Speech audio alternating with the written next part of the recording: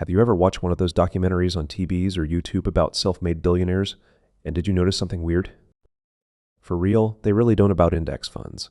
They never credit their diversified ETF portfolio for their success. Instead, you hear things like, I put everything into my first company. Or, I doubled down when everyone told me to get out. How could it be possible? Meanwhile, every financial podcast, every Reddit thread, every well-meaning uncle at Thanksgiving is telling you the exact same thing. Diversify, diversify, diversify. Spread it around. Don't put all your eggs in one basket. So what's actually going on? Is there a different rulebook for wealthy people? Or are they just lucky gamblers who got away with it? Today, we will see Alex, and we will check what he did and how he spent the last 3 years obsessively studying how people actually cross the line from comfortable to genuinely wealthy. What we found changed how he thinks about money completely. And if you've been doing everything right by the book and wondering why your net worth isn't moving as fast as you'd like, this might be a helpful video that explains everything why.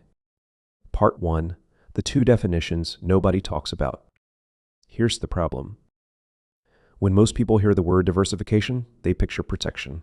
Spread your money across enough things and you'll never get wiped out. It's a defensive strategy. It's about not losing. But here's what we found when we studied how actual wealth gets built. Real wealth is almost never created defensively. It's created offensively through concentrated effort, concentrated learning, and concentrated capital deployed into one area. Someone understands better than almost anyone else. The financial industry doesn't. To want to tell you this because their entire business model depends on you believing diversification is the answer to everything. It isn't. Diversification is a brilliant answer to one very specific question. How do I protect wealth I already have? But if you're trying to build wealth you don't have yet, hey dude, you are really asking the wrong question. And those 2 goals require completely different strategies. Confusing them is one of the most expensive mistakes regular people make with their financial lives. Part 2. The Vanguard Study. Most people haven't heard of. A few years ago, some researchers looked at a massive data set of retail investment accounts over a 15-year period. They sorted the accounts by performance and looked for each patterns. The finding that shocked everyone, the accounts that dramatically outperformed the averages shared one trait. The owners had almost zero portfolio activity. They put money in, picked a small number of positions they believed in, and then essentially left it alone. The worst performers? The accounts that were most actively managed. The owners were constantly rebalancing, chasing diversification, trimming winners to add to losers. All that activity was destroying value. On a $100,000 starting portfolio, the difference between the active diversifiers and the sit-still concentrators was nearly $250,000 over that period, just from not tinkering. But here's the really important part. That study was only looking at people who were already invested. It was measuring what happens after you have money to invest. The bigger gap, the wealth gap that separates the truly rich from everyone else, happens much earlier. It happens before a single dollar ever hits a brokerage account. Part 3. 2 paths, same starting line. Let me show you what I mean with 2 people. Same age, same income, same starting point. It looks like everything is the same, but the different is philosophies. Firstly, let's see Daniel.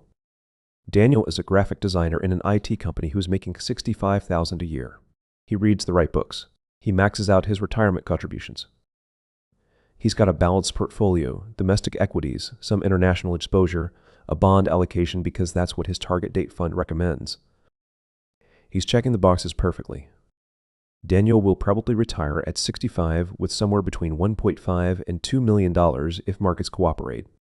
That's honestly better than most Americans. It's a real achievement. Then let's see Maya. Same age as Daniel, same salary at the same firm, but Maya noticed something in her work. She kept seeing companies pay enormous amounts for brand strategy and visual identity work and getting mediocre results because most designers didn't understand the business side of branding. So Maya made a concentrated bet. She spent 2 years learning brand strategy on top of her design skills, every evening, every weekend. She wasn't diversifying her skills across Illustrator tutorials and photography workshops and web courses. She went deep on one thing, and within that case she blends her plans the intersection of design and business strategy. At 31, she left to start a boutique branding consultancy targeting venture-backed startups. Year 1, she made $40,000, $25,000 less than her old job. Her friends were concerned. Year 2, she cleared $110,000. Year 4, $280,000. At 36, she sold the business and its client relationships for just under $2 million. Maya built in 5 years what Daniel is hoping to accumulate over 30. The math isn't complicated. Concentration, applied intelligently to an area of real expertise, is simply a faster engine than diversification. Part 4, the pattern that shows up over and over. The read dozens of founder biographies and wealth-building case studies, and the same two-phase pattern appears every single time. Phase 1, concentration. During the wealth-building years, and this can be anywhere from 5 to 20 years, the person puts the overwhelming majority of their time, money, and focus into one thing they understand deeply. One business, one niche, one skill they take to an elite level, one market they learn inside and out. Think about Howard Schultz, who walked away from a promising career to go all in on an obscure Italian coffee concept. Or Sarah Blakely, who invested her entire savings into one product idea and sold it out of her car for 2 years before Spanx became a household name. Or Michael Bloomberg, who left Salomon Brothers with a severance check and put every dollar and every waking hour into building a financial data terminal. None of them diversified their way to success. They concentrated until they won. Phase 2, strategic diversification. After the wealth is built, they spread it intelligently. Not randomly across index funds, but deliberately across assets and opportunities where they still have some edge or insight. The key difference between how wealthy people diversify and how the financial industry tells you to diversify. Wealthy people only hold positions where they believe they understand something the average market participant doesn't. They're not diversifying to average out. They're allocating based on knowledge. Part 5, the real math nobody shows you. Let's make this concrete. Think about you have $20,000 and you're 30 years old. Standard advice says put it in a diversified portfolio, add what you can, and watch it compound. At a 7% annual return, a reasonable historical average, that $20,000 becomes about $150,000 by the time you're 60. If you add $500 a month, you're looking at around $600,000. It is really not bad, but that doesn't give a freedom to you. Now, same $20,000. You use to improve your skills and launch a consulting practice in your industry. Say year 1, you earn the same as before. Year 2, you're making $30,000 extra. Year 3, $75,000. Year 5, you built something you can either sell or scale.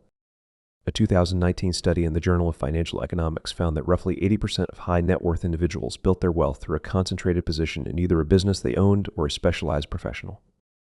Skill, not through diversified portfolios. The diversified portfolios came after. The wealth came first. The math don't lie to you. To get a 10 times return from an index fund, you need about 35 years. To get a 10 times return from a business you deeply understand and operate well, a decade, sometimes less. Part 6, the barbell approach. Now I want to be clear about what I'm not saying. I'm not telling you to put your emergency fund into a single stock. I'm not saying ignore your retirement account. The message is not that. The framework that sophisticated wealth builders actually use is called the barbell approach. On one end, safe, boring, diversified assets. Index funds, treasuries, stable real estate, money you cannot afford to lose. Call this your foundation, maybe 20 to 40% of your investable capital. This is your sleep well at night money. On the other end, concentrated high-conviction positions where you genuinely have an edge. A business you're building. A specific sector you work in and understand at a level no outside investor can match. A niche real estate market you know personally. This is your get wealthy money. What you avoid is the mushy middle, the mediocre mix of everything designed to guarantee you average results. This is essentially how investors like Ray Dalio and Nassim Taleb have publicly described their own approach. Radical safety on one end, calculated asymmetric bets on the other. Part 7, the hidden risk of being too safe. Here's the risk that really nobody talks about. Diversification protects you from one type of risk, the risk that one specific investment fails. But it does nothing to protect you from the risk that your money grows slower than the real cost of living. And it does nothing about the biggest risk of all, spending 40 years doing the right thing by conventional standards and still not having enough. The median American household approaching retirement has less than $90,000 saved. At a 4% withdrawal rate, that's $300 a month. That is the outcome of a lifetime of responsible, diversified saving for the average person. Is that really less risky than spending a decade building something real? And finally, look, I'm not here to tell you what to do or starting a business is easy or that concentrated bets always pay off. They don't, but here's what I've come to believe after studying this for years. The wealthiest people all made the same bet at some point. They bet on themselves. The key of anything is starting with you. They picked one thing, went deep instead of wide, and stayed in the game long enough to see it compound. Diversification is the right tool for protecting wealth you already have. Concentration is the right tool for building wealth you don't have yet. Most people use the wrong tool at the wrong time and wonder why they're not getting where they want to go. So here's what I want you to do, not tomorrow, right now.